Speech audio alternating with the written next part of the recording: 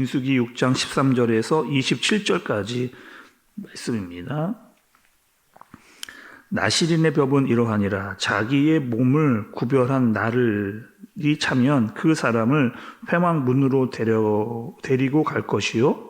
그는 여호와께 헌물을 드리되 번제물로 1년 된 흠없는 수양 한 마리와 속죄 제물로 1년 된 흠없는 어린 암양 한 마리와 화목 제물로 흠없는 수양 한 마리와 무교병 한 광주리와 고운 에 기름 섞은 과자들과 기름 바른 무교 전병들과 그 소제물과 전제물을 드릴 것이요. 제사장은 그것들을 여호와 앞에 가져다가 속죄제와 번제를 드리고 화목제물로 순 양의 무교병 한 광주리를 아울러 여호와께 드리고 그 소제와 전제를 드릴 것이요. 자기의 몸을 구별한 나시리는 회막 문에서 자기 머리털을 밀고 그것을 화목제물 밑에 있는 불에 둘지며 자기의 몸을 구별한 나실인이 그의 머리털을 민 후에 제사장이 삶은 순 양의 어깨와 광주리 가운데 무교병 하나와 무교 전병 하나를 취하여 나실인의 두 손에 들고 여호와 앞에 요제로 흔들 것이며 그것과 흔든 가슴과 밭들어 올린 넓적 다리는 성물이라 다 제사장에게 돌릴 것이니라. 그 후에는 나실인이 포도주를 마실 수 있느니라. 이는 곧 서원한 나실인이 자기의 몸을 구별한 일로 말미암아 여호와께 헌물을 드림과 행할 법이며 이 외에도 힘이 미치는 대로 하려니와 그가 서원한 대로 자기의 몸을 구별하는 법을 따라 할 것이니라.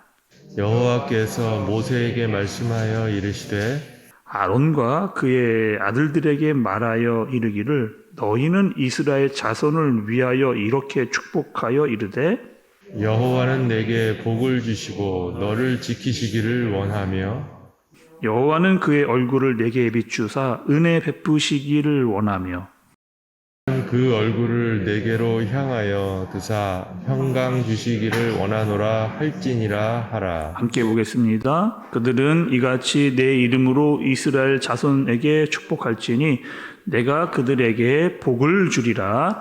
아멘. 여러분 민수기 6장의 말씀은 나실인에 대해서 6장 처음부터 계속해서 나실인에 대해서 말씀을 하고 계십니다. 또 여러분 나실인이라고 하는 것은 누가 너 나실인 해라 라고 해서 하는 게 아니고 내가 전적으로 자원을 해서 또 헌신해서 나실인이 되는 거죠. 또 나실인은 여러분 두 가지 종류가 있습니다. 나실인이 되면 평생을 나신으로 사는 사람과 아니면 어느 일정 기간 동안 나는 이 정도까지만 나신으로 살겠습니다 라고 하는 그런 헌신된 기간을 채우는 그런 나실인이 있습니다. 오늘 말씀은요, 그 두 번째, 내가 어느 정도의 기간까지 나신으로 살겠습니다 라고 하는 사람에 대한 말씀을 하고 계세요. 그리고 나신인의 기간이 끝났을 경우에 어떻게 해야 되는가에 대해서 말씀 우리에게 알려주시는 겁니다. 특별히 나신으로 끝났다, 기간이 끝났다 이럴 때는 회막문에 서서 공식적으로 발표를 해라 라고 이렇게 이야기를 하고 계세요. 여러분 16절과 17절의 말씀을 좀 보겠습니다.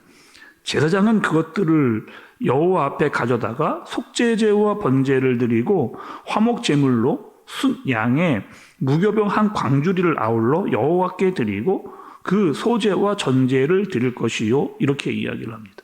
여러분 오늘 요 지금 16절과 17절의 말씀을 보면서 여러분 좀 발견되는 것들이 좀 있어져야 되는데 지금 이런 상황이잖아요. 지금 나실인이 일정 기간의 기간을 마치고 이제 나신의 기간을 마치려고 하는데 너무너무 복잡합니다. 마치려고 하는 그 과정들이 이미 나신으로 사는 것도 쉽지가 않았거든요.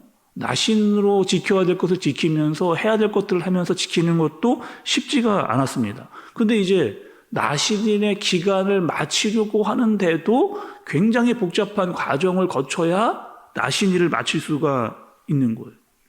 또 우리 특별히 여러분 레위기에서 살펴봤던 제사의 방법들이 있습니다. 그 방법들이 뭐냐면 번제, 소제, 속제제, 화목제, 속건제 이 5가지의 이 제사가 레위기에서 등장을 했는데 지금 나실인을 마치는 과정 중에서 제사를 보니까 속건제를 제외한 4가지의 제사가 다 등장을 좀 하고 있는 거예요. 거기다가 네가 할 수 있는 예물을 최대한으로 드리고 힘을 미치는 데까지 그렇게 하라. 그리고 나실인의 기간이 이제 마무리가 되면 그동안 길러왔던 머리 있잖아요. 그 머리를 이제 잘라내라. 이렇게 이야기를 하고 있습니다. 여러분, 오늘 이 이야기, 하나님께서 나실인의 기간이 마치는 과정을 이야기하시는 이 의미는 여러분 과연 무엇일까? 왜 이렇게 복잡하고 힘들고 어려운 과정을 마치어야만 또 나실인의 기간이 끝나는가? 뭘까요, 여러분? 하나님께서 말하고자 하시는 것이 있습니다.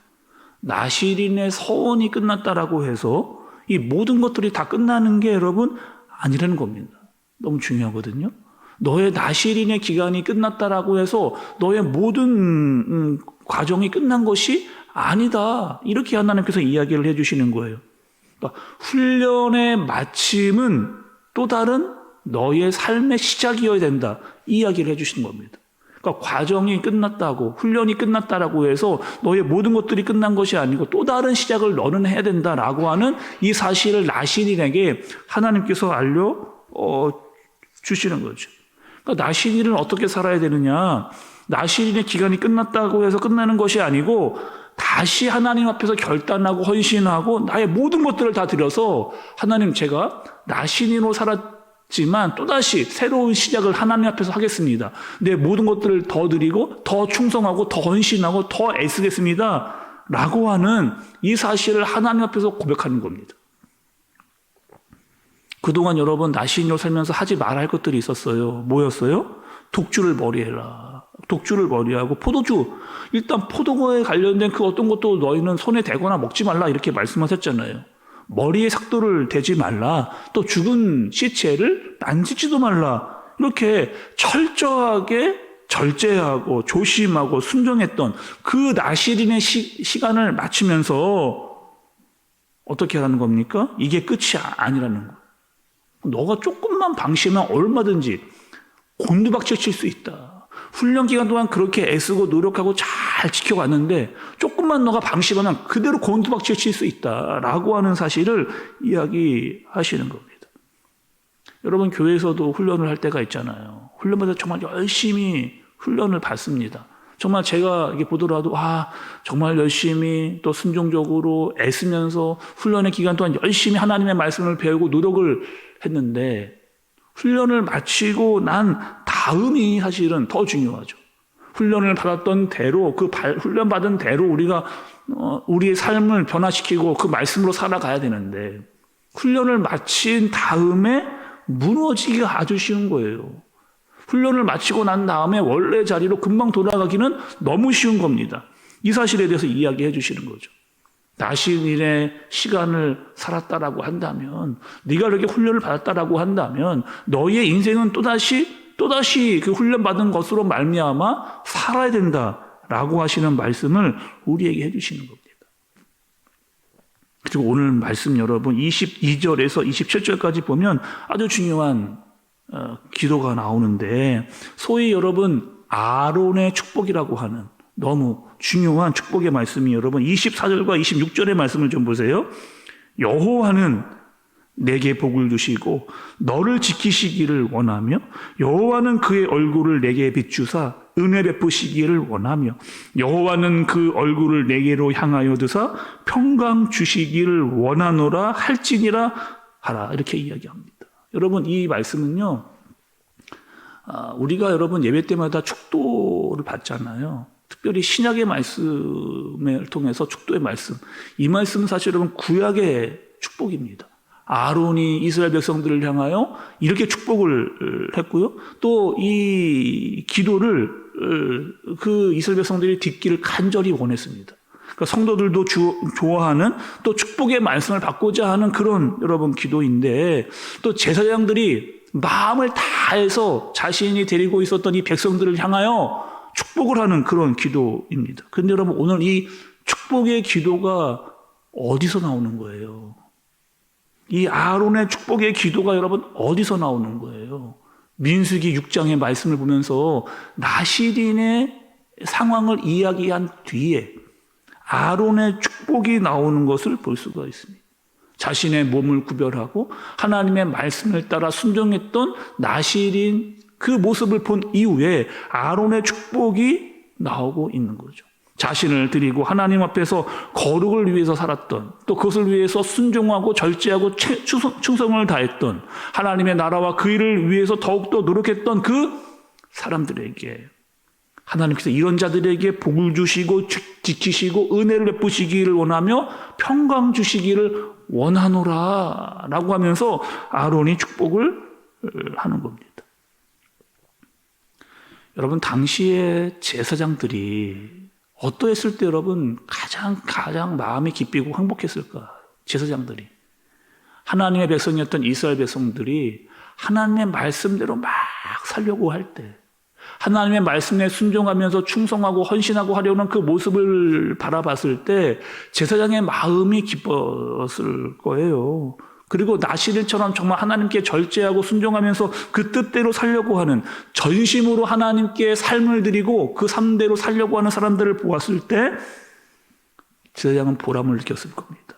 그리고 온 마음을 다해서 그들에게 축복하고 있는 그 모습을 보여주고 있는 거죠. 오늘 여러분, 나시린과 말씀의 축복, 연관성이 있습니다. 우린 누구예요, 여러분? 영적인 나시린이죠. 하나님께 순종과 헌신과 충성을 다짐한 하나님의 사람들입니다. 그리고 정말 주님께로, 주님의 뜻대로 살기를 원하는 마음을 가지고 살아가는 사람들입니다. 이런 우리들에게 저도 여러분 아론과 같은 마음으로 여러분들 축복하고 싶어요. 하나님께서 여러분들에게 복을 주시고 지키시기를 원하고 은혜 베푸시기를 원하며 평강 주시기를 원하노라. 어떤 사람들에게요? 하나님을 더 따르고 순종하고 그 말씀대로 살려고 하는 우리들에게 하나님께서 이런 축복을 주실 줄로 믿습니다. 하나님께서 주시는 복과 은혜와 평강이 우리의 삶 가운데 나타나기를 예수님의 이름으로 축복합니다.